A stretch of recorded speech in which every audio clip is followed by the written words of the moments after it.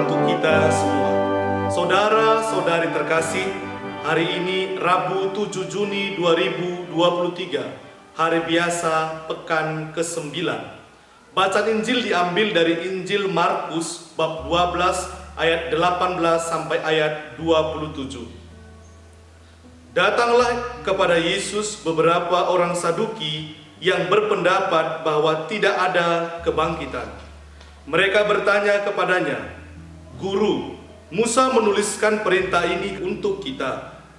Jika seorang yang mempunyai saudara laki-laki mati dengan meninggalkan seorang istri tetapi tidak meninggalkan anak, saudaranya harus kawin dengan istrinya itu dan membangkitkan keturunan bagi saudaranya itu. Adalah 7 orang bersaudara. Yang pertama kawin dengan seorang perempuan dan mati dengan tidak meninggalkan keturunan. Lalu yang kedua juga mengawini dia dan mati dengan tidak meninggalkan keturunan. Demikian juga dengan yang ketiga. Dan begitulah seterusnya, ketujuhnya tidak meninggalkan keturunan.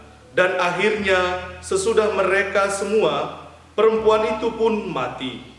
Pada hari kebangkitan, bila mana mereka bangkit, siapakah yang menjadi suami perempuan itu? Sebab ketujuhnya telah beristrikan dia." Jawab Yesus kepada mereka, "Kamu sesat, justru karena kamu tidak mengerti kitab suci maupun kuasa Allah. Sebab apabila orang bangkit dari antara orang mati, orang tidak kawin dan tidak dikawinkan, melainkan hidup seperti malaikat di surga. Dan juga tentang bangkitnya orang-orang mati, tidakkah kamu baca dalam kitab Musa, dalam cerita tentang semak duri, bagaimana bunyi firman Allah kepadanya, 'Akulah Allah Abraham, Allah Ishak, dan Allah Yakub.' Ia bukanlah Allah orang mati, melainkan Allah orang hidup. Kamu benar-benar sesat."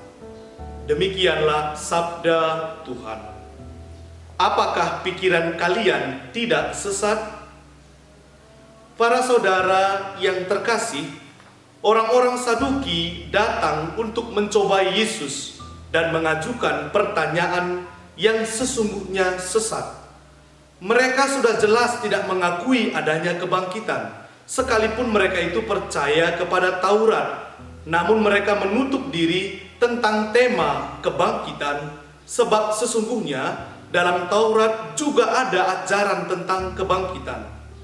Yesus mau meluruskan kesesatan mereka untuk percaya akan kebangkitan orang mati dengan mengutip pernyataan Allah kepada Musa di Gunung Sinai. Pernyataan itu ialah, "Akulah Allah Abraham, Allah Ishak, dan Allah Yakub." Allah bukanlah Allah orang mati, melainkan Allah orang hidup. Yesus meluruskan kepercayaan dan logika orang-orang Saduki yang sesat tentang kebangkitan orang mati. Kehidupan orang-orang yang sudah dibangkitkan tidak sama dengan kehidupan di dunia ini. Jadi, perbandingan yang dibuat oleh orang-orang Saduki tidak bisa diperdamaikan dan ditemukan jawabannya, bahkan secara logika sekalipun. Yesus mengatakan mereka sesat karena kehidupan kekal di surga tidak sama dengan di bumi. Mereka sesat justru karena mereka tidak mengerti kitab suci maupun kuasa Allah. Sebab apabila orang bangkit dari antara orang mati, orang tidak kawin dan tidak dikawinkan, melainkan hidup seperti malaikat di surga. Inilah yang terjadi dan yang melingkupi pikiran dan hidup orang-orang Saduki dan juga orang-orang yang mengerti hukum dan kitab suci, yang tidak mengerti akan arti sebuah kebahagiaan, kehidupan kekal, sukacita yang dijanjikan oleh Allah. Kita mengerti akan adanya selalu harapan akan kebahagiaan, dan pada akhirnya mereka tidak mengerti akan sukacita dari orang-orang pilihan Allah. Mengapa mereka tidak tahu atau tidak dapat merasakan sukacita ini? Mengapa ini bisa terjadi?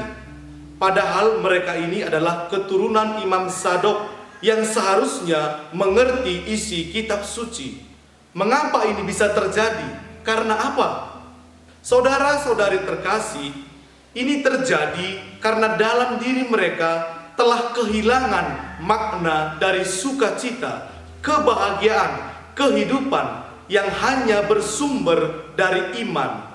Iman akan sabda Allah dan kuasa Allah yang peduli kepada manusia, kepada umatnya, agar memperoleh kebahagiaan dan sukacita lewat Yesus Kristus. Iman dari Tobit dan Sarah dalam bacaan pertama memberikan teladan bahwa setiap orang yang setia kepada Allah hidup dalam pengharapan, sekalipun mengalami kesulitan, derita, akan memperoleh berkat dan pada akhirnya kegembiraan dan sukacita. Kisah pengalaman kebutaan yang dialami oleh Tobit, roh jahat yang datang mengganggu dan merusak perkawinan Sarah, tidak membuat mereka mengakhiri hidup mereka, namun justru membuat mereka berefleksi dan semakin berpasrah dan menyerahkan seluruhnya ke dalam tangan Allah semata. Dan pada akhirnya Allah menolong mereka melalui perantaraan malaikat Rafael. Saudara-saudari terkasih, ada dua pesan yang bisa kita refleksikan dari bacaan hari ini.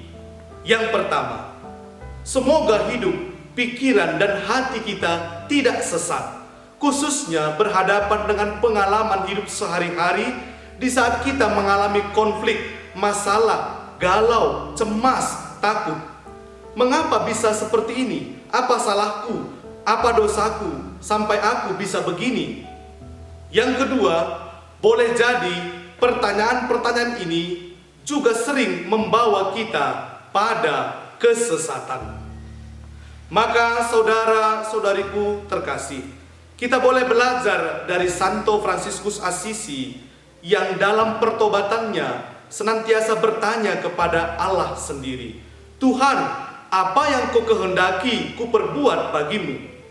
Maka di sanalah Tuhan menunjukkan jalan bagi Fransiskus Assisi dan bagi kita semua yang hendak mengikuti Tuhan dalam jalan pertobatan. Dia telah menganugerahkan Yesus putra tunggalnya untuk menyelamatkan dan menjadi teladan bagi kita untuk senantiasa hidup dalam kasih. Maka mari saudara-saudariku terkasih, kita terus-menerus hidup dalam kasih Kristus. Kasih inilah yang menyelamatkan kita. Tuhan senantiasa mengasihi kita. Maka mari kita membuka hati untuk mengasihinya dan sesama kita. Tuhanlah yang menjadi ukuran kasih kita, sebab Ia lebih dahulu mengasihi kita dan meminta kita untuk hidup dalam kasih. Karena kasih inilah kita akan mampu menghadapi dan melalui setiap tantangan, cobaan, kesulitan, serta penderitaan yang ada di sepanjang perjalanan hidup kita sampai akhir. Amin. Tuhan memberkati kita.